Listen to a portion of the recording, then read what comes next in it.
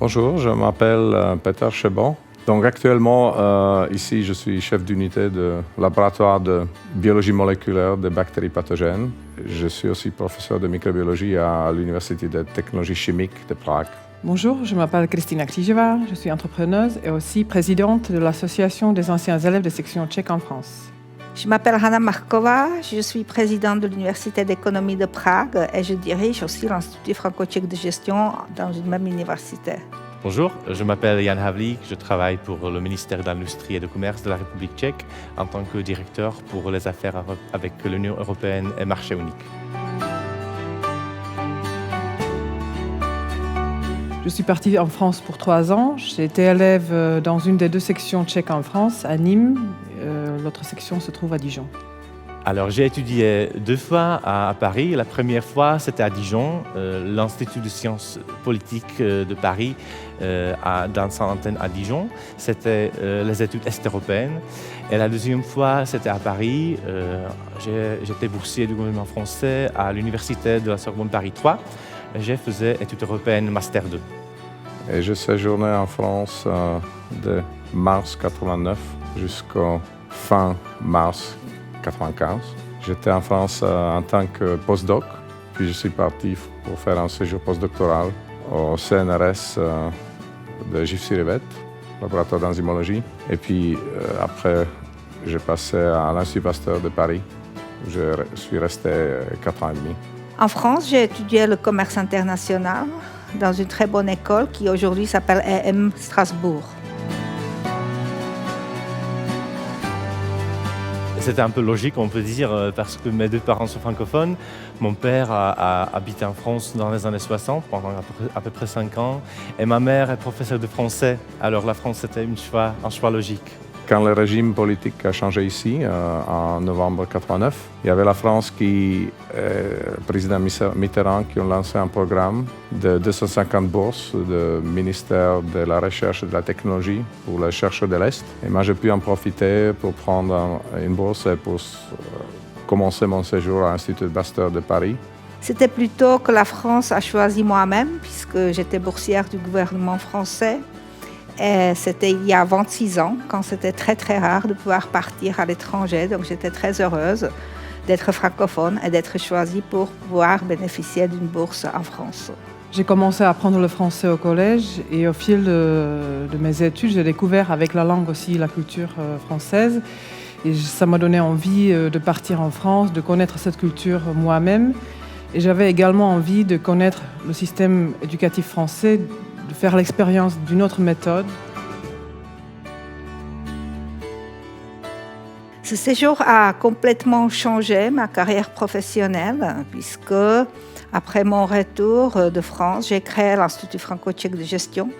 Ces 3 années en France m'ont beaucoup apporté, bien évidemment, au niveau de la langue française, de l'apprentissage de la langue française, mais aussi au niveau de la découverte de la culture française. J'ai trouvé de très, très bons amis en France. J'ai pu connaître la culture française, moi-même, la société française, la vie politique française, etc. Ça enrichit pour toute la vie. Tout le monde qui a la même expérience le sait. Et après, j'avais la chance d'expérimenter plusieurs choses plus super intéressantes. Le plus important, peut-être, c'est pour la vie professionnelle. Ça ouvre des portes. Surtout, le séjour à l'Institut Pasteur était complètement primordial pour la suite de ma carrière scientifique parce que là, j'ai eu la possibilité d'être exposé à des équipes vraiment de très très haut niveau dans un milieu très international. Et comme je suis resté presque 5 ans, j'ai pu faire beaucoup de contacts, beaucoup de connaissances, développer des projets qui ont ensuite formé ma carrière scientifique. Et un jour, j'ai accompagné 2 journalistes tchèques qui sont venus faire un reportage sur les manifestations. On était à la place d'Italie, 3 millions de Français au marché, et ils ont tous chanté « La société libérale est une marche en arrière, tout le monde en galère, les vieux dans la misère. De cette société-là, on n'en veut pas !» Et c'était là où j'ai appris ce que veut dire le pouvoir du peuple en France.